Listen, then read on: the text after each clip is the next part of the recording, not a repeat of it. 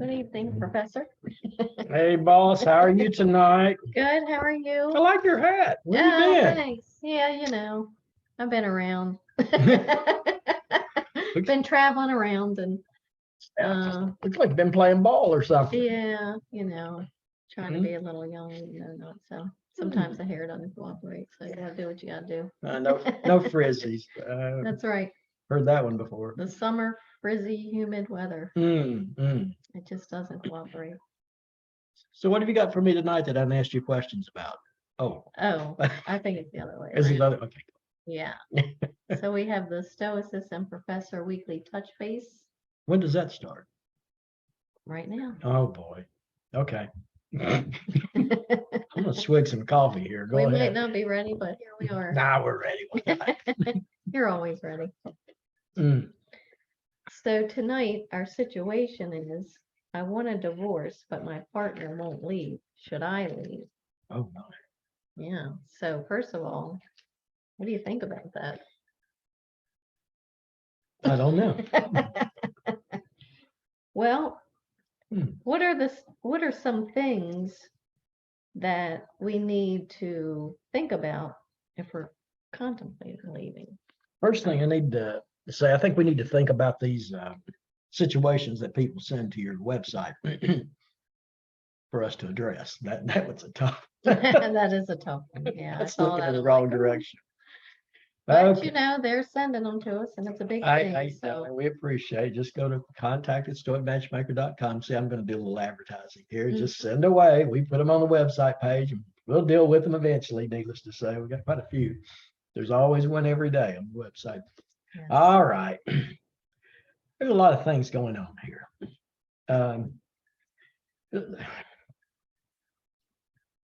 Let's go to the Bible first. Is that fair enough? Yes. Okay. We We'll usually go to do the that last, but we'll do it first. I I wanna know how be- you like to invert and do things I want to differently. do this one a little bit different. Okay. I want to talk about the leaving part, and that word when the individual sent that particular situation, who's doing the leaving? And it was quite strange that they don't want to leave, but they want the other person to leave. Yeah, I thought that was strange. It So I'm is thinking if strange. you want to leave, then why is the other person leaving? But I appreciated that comment Okay. because it made me do some digging and some reading, learned a few things I don't know. Mhm. And again, I'm going to put the disclaimer in. I do not read the old text of the Bible. Wish I did, but I never learned how to. Okay. And I'm still young.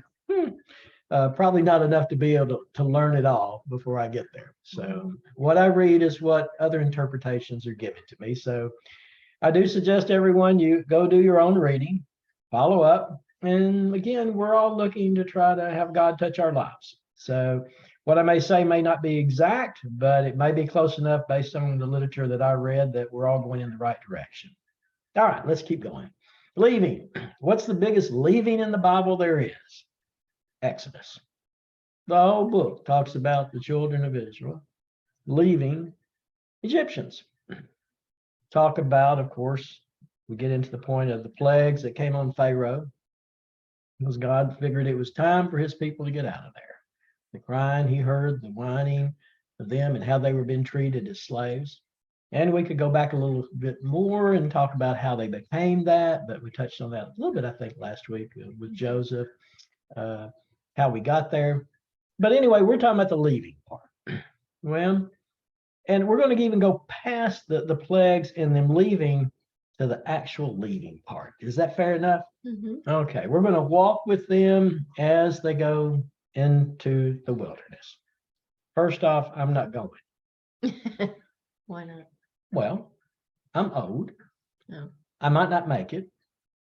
I don't know what's out there in front of us. I realize I don't like the beatings that I'm getting here in Egypt, but as you can tell, I'm still looking a little healthy at this point. Mhm. I look okay. So the known is better for me than the unknown. Now, that's a good psychological concept. I don't think I'm the first one to come up with that. By the way, folks, I would leave. I would go where God instructs me to go. But I'm just letting you kind of have a feel of what's possibly going on here. Now, the literature talks about how many people actually left. I want everyone to let them go dig that up. But I will say this, it's kind of all over the place. Maybe the numbers were misinterpreted as far as the were they using a 10-based system, an 8-based system. Anyway, some say it's a couple of million that left. Others say, no, that's not really correct. That of all the Israelites that were there, maybe 80% was what left. And others say that 80% didn't leave, that only 20% left. So we don't know the actual number, and it doesn't really matter. All we know is that the people left. But I do want to keep in mind the people who stayed back for a moment. And I'm sure there were a few. I mean, the Bible doesn't say that 100% left, and I'm sure there will always be a few. Those who are sick, infirmed. But I do think there are probably some people that stayed back because of the unknown. And if you think about it, you know, when we talk about the unknown, how it bothers us, it gives us anxiety. What's going to happen tomorrow? You know, if you don't believe that, just think of the last email you were looking at today. I know I was, and wondering like, oh my goodness, I'm going to have to address this first thing that I get up in the morning. Do I have to get up in the morning? Yeah. And we say that often, like the worst is the unknown. I mean, with lots of things, you know, medical issues or, you know, crises that you face in life. So it's scary. It is. Yeah. We got to face death. That's a big unknown. Nobody's come back except Jesus to tell us, you know, that they went through it. And I didn't see a lot of writing in the scriptures on what he actually felt or went through the process. Yeah. Leaving and the unknown. So now let's talk about who went with us. What do you mean who went with you? Israelites. Maybe, maybe not. There is a passage in the scripture that's kind of enlightening to me, where Moses is there receiving the talents and the tablets, stone tablets, you know, and he's told, you need to get back down the hill. I tell you, you need to get off this mountain, because those people you brought are putting up calves, golden calves. Of course, Moses hurried down the mountain. And you say, well, what do you mean the ones that Moses brought? I didn't say the ones I told you to bring, the ones you brought. Well, it also talks in the scripture that the words are used that it was not just Israelites, but it was kind of multifaceted. I'll call it that. So that's also probable if you sit back and think about it. You know, God had Moses, Aaron to do all these miracles. And so you probably had some Egyptians, he or she sitting there or watching this unfold, if you want to call it. And that they said, wow, you know, your God, he is the real God. And we want to be a part of this. We want to go with you. Problem is, when they went with them, so to speak, they probably took some relics that they shouldn't have, idols and so on. Also, we all need to keep in mind, and again, I know I'm kind of moving back and forth between those that are leaving and those that stayed, and what do we have as a mixture of those leaving? So I apologize, but I'm hoping it kind of tells the story a little bit. What did the folks leave with? Oh, well, did they have money? They had loot? Yeah, we'll touch on that in a minute. But more importantly, they left and they were what I would call Americanized. I'm just using that as a general term. Okay. So you say, what do you mean Americanized? Well, it's just like when people come to America, we're the big melting pot, and they come from a different nation or country. And once they get here, they say, well, you know, we're still going to have our own beliefs and so on and hold on to that. Right. But what happens after a few generations pass? The way I heard it when I was little, the first generation who comes, you know, that includes my own family, they were savers, they were hard workers. The second generation, their children, they were a little bit easier on them, particularly when it got to the grandchildren. They were really easy on them. You know, they gave them things, everything they could, and blah, blah, blah. And then you have to look, well, what happened to the parents' monies? Well, what they had made and saved, they gave to the next generation, the kids. A lot of it got kind of blown, but by the time it got to the grandchildren, you know, it was already blown. It's gone. They became Americanized. They enjoyed the buying, the spending, the enjoyment of life scenario. Mhm. And I say that to us because it wasn't like the Israelites went to Egypt and they had just been there for a few years. They had been there for many, many years. So they became Egyptianized, if that's the term to use. And so they took on some of their beliefs, if you want to call that, some of their following, even though they became ultimately slaves because Pharaoh was upset because who is the leader of the Egyptians, of course, because there was too many Israelites. He's afraid they might overtake them. And the answer is they probably could have, but they may have been just a little bit complacent and didn't care to. But as the story unfolds, now we've got people who are going into the wilderness. They're Egyptianized, if you want to call that, somewhat. To what extent, I don't know. Secondly, they've got people that are not necessarily completely Israelites either. They're Egyptians. And when they're going out into the wilderness, this unknown, so to speak, they've got livestock, but do they have enough to feed them? Now, the Bible says that God took care of them. And that means they were fed. It's all good. But it didn't necessarily meet their standard, apparently. Because after about 2.5 months, when they were out there in the wilderness, the children started whining, crying, whatever you want to call it. Hey, I'm not going to say I'm any different. They were saying that they didn't have the food that they wanted. They were hungry. And some of the writers say it's kind of like a child saying, I want chocolate. I'm hungry. And they really just want chocolate is what they want. And so they tell Moses they're hungry, they're starving, but they also mention, they call them flesh pots, meaning the meat pots. They had pots of meat and dough and so on. And they missed that from being in Egypt, and they weren't having that now. Now, you can read more and start figuring out how many cattle did they take with them and so on. And of course, some of that I'm sure was left, according to the literature, had to be used for sacrifices to God for their sins because it had to be a blood sacrifice. But others they may have eaten. And so you start thinking about, how many people actually went. Well, let's just say there was 1 million or so. Man, that's a lot of cows that it's going to take, particularly if they eat like Americans and, we consume, hardly no meat whatsoever. Yeah, we're very heavy in our meat diets. Me and a cow, we can go about a month, right?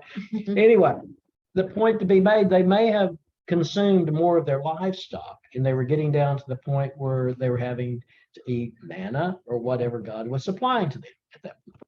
And it wasn't enough. It wasn't good enough. Also, if you think about cows may have died on the trip because they were talking about the land being barren.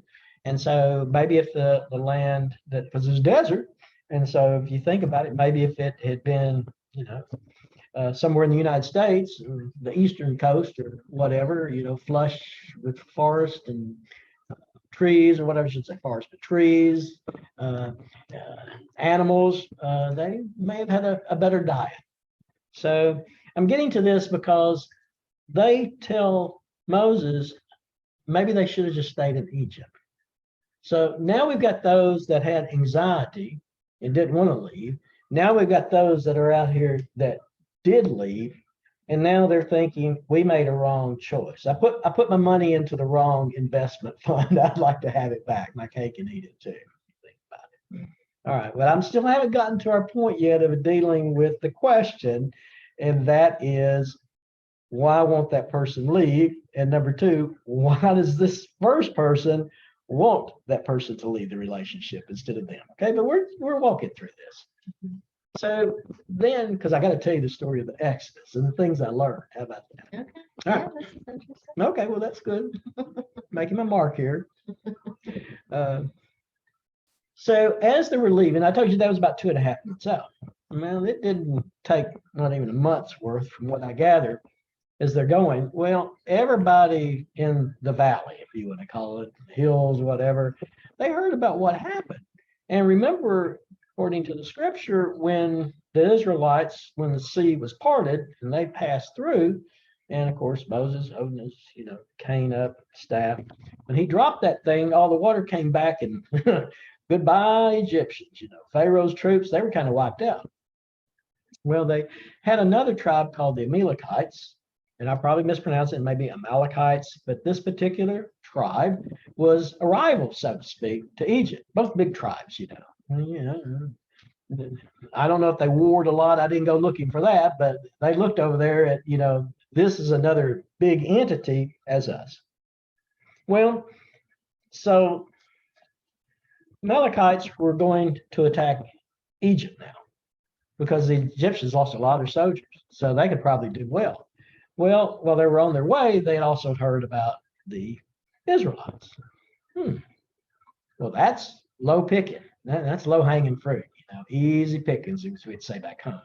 In fact, probably the Israelites, it was more easy picking, and I'm sure the warriors, Amalekites, had heard about the pickings that God's people, the Israelites, had. And you say, what do you mean? What loot did they have? Pickings. Well, apparently, according to the scripture, before they left Egypt, the Egyptians just gave them everything that they wanted. This is where we get, in the old Christian Christmas song, silver and gold, silver and, oh, they were loaded with loot. In fact, there's more in the literature. You can read about it, how they even knew the Israelites did, where the Egyptians had their particular loot in. But think about it, they've been enslaved by these people all these many, many, many years, generations, that they probably deserve the loot. So, Amalekites are looking at that. These are easy pick, and they are loaded. We want it. So the sad part about it, though, is that they were attacked. And of course, God wasn't happy about that one. But instead of attacking frontward, the enemy, we'll call them, went to the rear. And so they got those individuals that were elderly, small children, those that may have been sick, they really just took out the back way. Well, that's a whole nother story when, Joshua then was assigned by Moses to put a troop together, and they took care of that at that point. And that became a rivalry, if you want to call it, a rival nation against the Israelites. Of course, the Amalekites, they no longer exist at this point. So I want to go back now to the people that were sitting in Egypt, the ones who didn't go. Okay. When they start hearing, I realized they didn't have messengers running across, but things kind of get back. And so those people sitting there, when they heard that, these are things are happening to our brothers and sisters out there. And I know it's tough working for the Egyptians, but I got meat every night. Yeah. I got a few straps to show where I got whipped, but it's not a bad life. And so they're probably sitting there, some of them saying, I made the right choice to stay. Not getting into that, whatever. But I am using these particular events to bring to our attention that just like today, and now I'm going to go to the situation. And we're going to presume, if you don't mind, because I don't want to keep getting the characters confused, that this is a young lady who presented this, okay? And she's talking about the male needing to leave. Is that fair enough for us? Sure. And you'll let me get by with this, Yeah. okay? Okay. All right. Well, you do have a lot of females who I can kind of tell that write into the website. Yeah. We got to be somewhat fair. And we appreciate having all you young ladies and older ladies too. I think you're all young, my age, but glad to have you.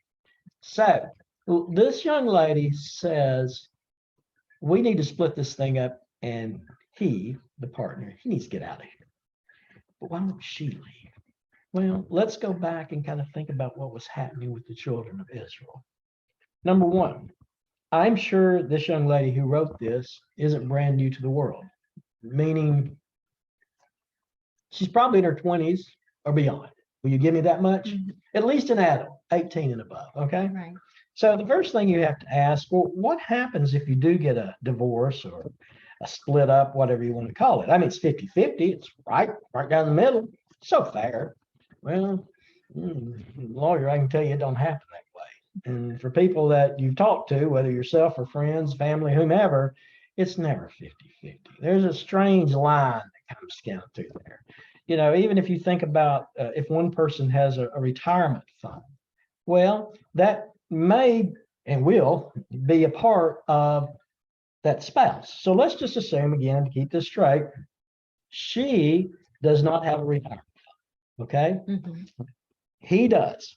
Okay. Let's presume she raised the children, took care of them, and so on. I don't know how long they've been married, but anyway, she wasn't the breadwinner. He is, and he's got a retirement fund on top of it. So now she is asking for the split. And let's just say they decide to split up. Well, it's possible he can't get his retirement fund today. And so let's say his retirement fund doesn't come for another 10 years. She's going to have to wait 10 years before she gets that cut, so to speak, right? Mhm. But what may happen is he gets now 50% of what she gets, and then she doesn't get her half of that particular retirement fund until he dies or retires. Okay. Mhm. They can even give her more if he dies.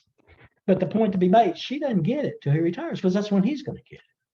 What happens if she dies too soon? Yeah, then she doesn't get it. Then she don't get it. Yeah. Now, of course, they've had kids together, so you say what passes to them, she should be happy. But the point of it is she may be living in a little bit of poverty at this point compared to what she had.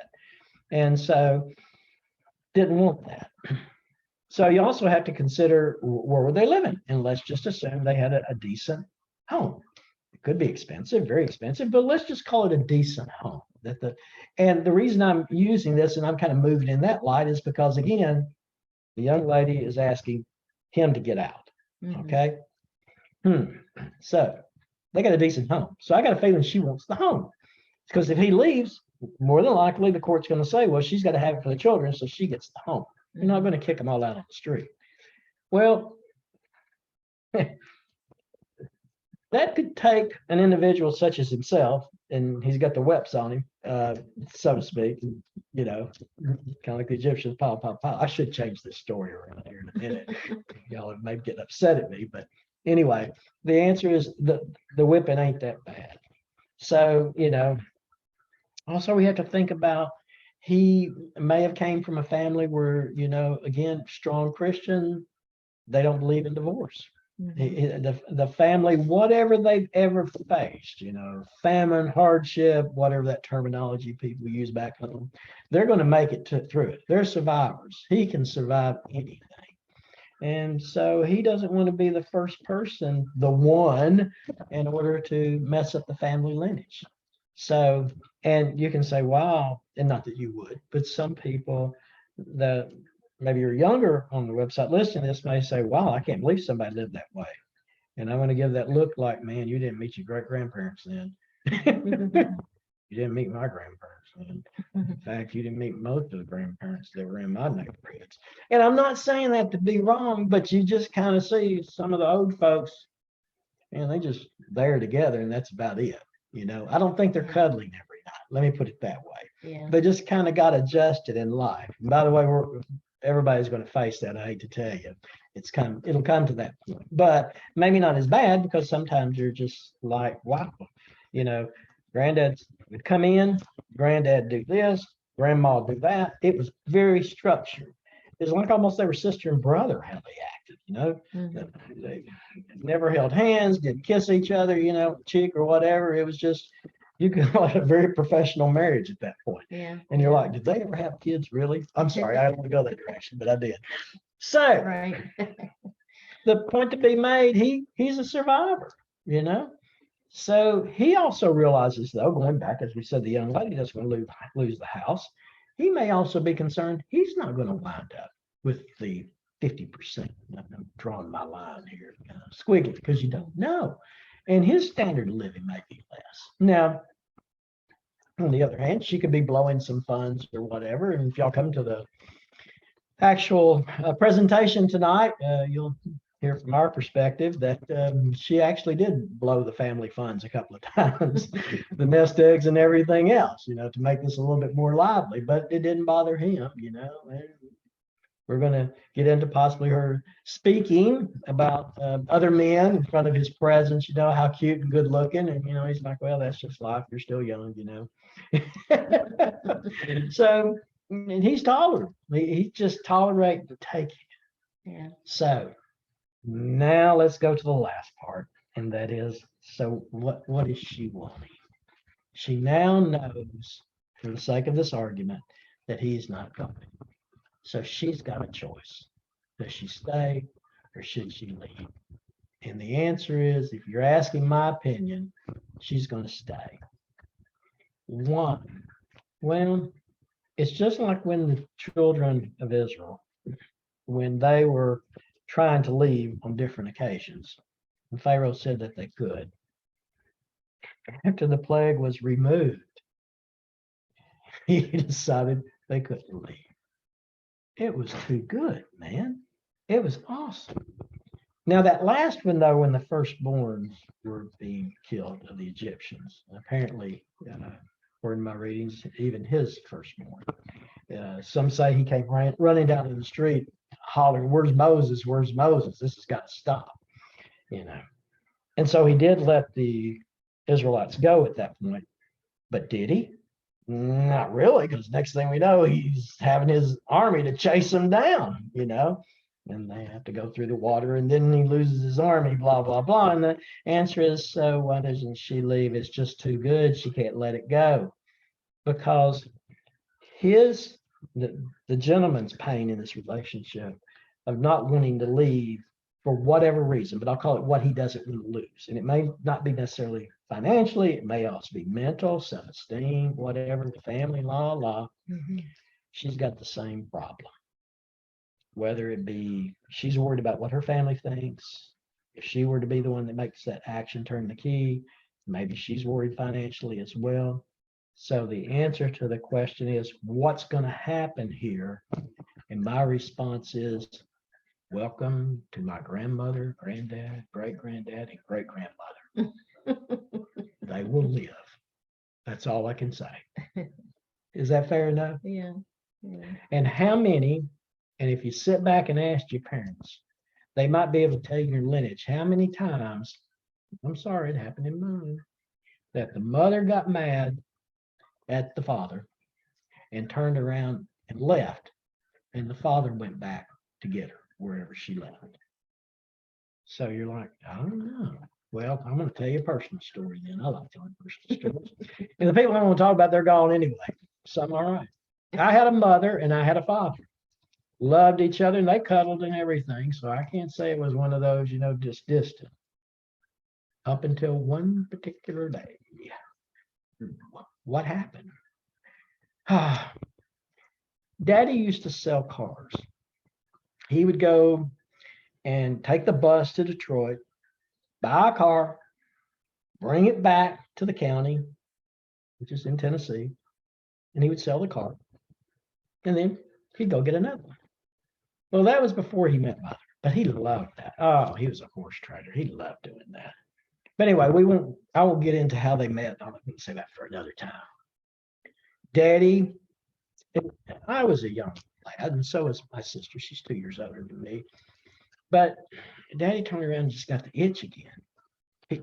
He saw a car, and Mama had told him, "No, you're not buying it." He says, "But little bit, I can make money off this." No, and I remember telling him, "No," just right in his face. No, but no, that's it. Mama put her foot down. No. Well, he's the man. Thought he was. He went and bought the car. Oh, it was a Friday afternoon that he came home with that car. That was the worst thing he ever did. Mother looked over at him and she shook her head, and she looked over at us kids and said, "He'll be taking care of you." And she grabbed her purse and she left. Oh my goodness. And Dad's like, Lily Bell, where you? She just put her hand up, like that, like stop. She went, she got in her car and she left. My sister and I were just looking at each other like, oh my goodness, what's going to happen? Daddy can't feed us. I mean, peanut butter and jelly. Yeah, I was going to say the good stuff. Well, even peanut butter and jelly. I don't know if he knows how to fix that. Oh my goodness. I mean, we did turn around and check out his car and other places where Dad would hide M&Ms, but we knew that Mama bought the M&Ms. So I remember my sister saying, "Where are we going to find the M&Ms? There's nobody to buy them for him." And I said, "I know." I mean, life was over. Oh yeah. So Mom was gone that night. Mom was gone on Saturday. This is becoming real. Okay. I mean, Dad's is just, normally he'd go out and work on the farm and so on Saturday. He was just sitting there at the kitchen sink and looking out the window, and that's, the backyard's out there, and then toward the backyard is where they had the carport, and he's just looking at the carport. And I said, why is he looking that way? If anything, I'd be looking out the front window to see when she's driving up. She said, don't bother him. Okay, I won't bother you. What's wrong? And she said, we may never have a mother again. I'm like, I'm going to starve. Food was important. Well, I would leave y'all here with the story and finish it some other time, but can I? No. Okay. She is both. Mother came back on Sunday. All right. Do you know what Mama had in her own? M&M's. No, that was be for him. She had my favorite, pecan pie, and ice cream, and she had my sister's favorite, which was cake. Oh. So we told Daddy he could leave now. Time to switch up. Literally, I did. Daddy was okay, but Mom was back, and Dad had tears in his eyes, and she told him, "I love you, but never, ever. I won't." In fact, he'd already sold the car on Sunday. Well, Saturday afternoon. We didn't do business, so he sold it on Saturday afternoon. He took a loss from it. So I don't know how they talk, because back then we had the party lines or whatever. Somehow he must have got the message to him. I found out a couple of years later she went to her mama's house and stayed. Is what she did. So Daddy must have got a phone call from somebody to let him know where she was, because I'm sure he was calling her sisters, checking, trying to figure out where she was and what was going on. Oh, he messed up. However, Mother turned around and wanted a new dining room suit, and they delivered it that Thursday. Daddy didn't say a word. So whether you call that love, true love, getting by, or you better watch where you step, because your mate can really put some harm on you if you're not careful. Right. Yeah, I've heard a couple of those stories too. Back in one of my aunts, uncle. I'm out of here. And they got married a lot younger then too. Did he go get it? Yeah. More than once? Probably. Yes. I know of one, but probably more than one. Yeah. Because they will get frustrated and, So can I say that this young lady that wrote that is just frustrated at this point? Probably so. I think he probably bought a vehicle he wasn't supposed to. Well, that does happen. Or, maybe a remote control airplane, maybe a new video, maybe a new Warriors game, electronic battleship. I think he did something. He just stepped out of line. Because I can't believe the young ladies that do reach out to you would be looking to harm them. They're just kind of upset at them. Yeah. That's what I think. And we talked about, the grass being Well, and he may have known also that there's rocks on the other side, and she figured it out too. I call them boulders. Yeah. It's bad. So young lady, just go out and buy your bedroom suit or whatever and get him back. It's a lot cheaper than divorce. Plus, you can teach him a lesson and have a lot of fun with him going forward. Yeah, that's how I look at this. So should she leave? No. Yeah. But if he decides to, because he doesn't want, there's different things that I'm just saying, it's because, he bought something he shouldn't. He may be refusing to work. I have no idea what's going on. Right. And that. Yeah, there's further deeper circumstances that we can't say. I mean, if somebody's being abused or, whatnot, you definitely don't want to stay in a unsafe environment.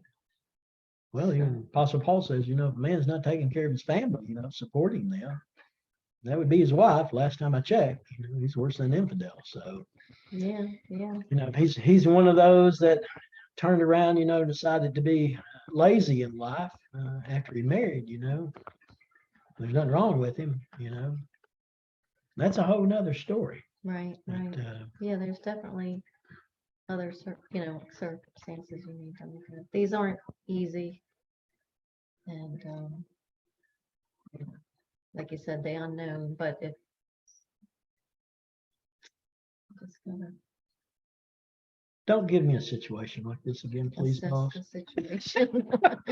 It was a good learning experience for me. But going yours was through a the good Bible. story, and that, definitely there's gonna be ups and downs, so Yeah. you really wanna make sure this is what you wanna do, because it can be a really tough road, Yes. emotionally, financially, socially. It's just, yeah, so, What's that song? How deep is your love? Or how long can it last? I don't know. yeah, yeah, so. Yeah, we'll just say the two of them are going to be together when they're old, Mhm. and they're both just going to be sitting there watching the TV and not paying attention to the other. Who knows? Who knows? All All right, right. well, that was a great conversation, and That's all I got. yeah, great stories as always. Thank you, boss. Appreciate that. I'll keep digging for next week when you throw it back at me. All right, well, everyone, thanks for joining us, and maybe we'll see you at the Beat the Professor coming up And- sometime. Yep, and those that'll be joining us here and 7:30 for the actual Beat the Professor. Good luck to the challenger. That's all I've got to say. I'm sure they'll whip me. That's why I'm saying it. He's good though. Challengers The are third better. eye is, Oh my goodness. Yeah, third eyes tonight. He'll take me on. and so is Katie. She's Yeah. good too. All right. Well, everybody have a great week. Good to see everyone. All right, bye-bye. Keep sending in the situations. We love it.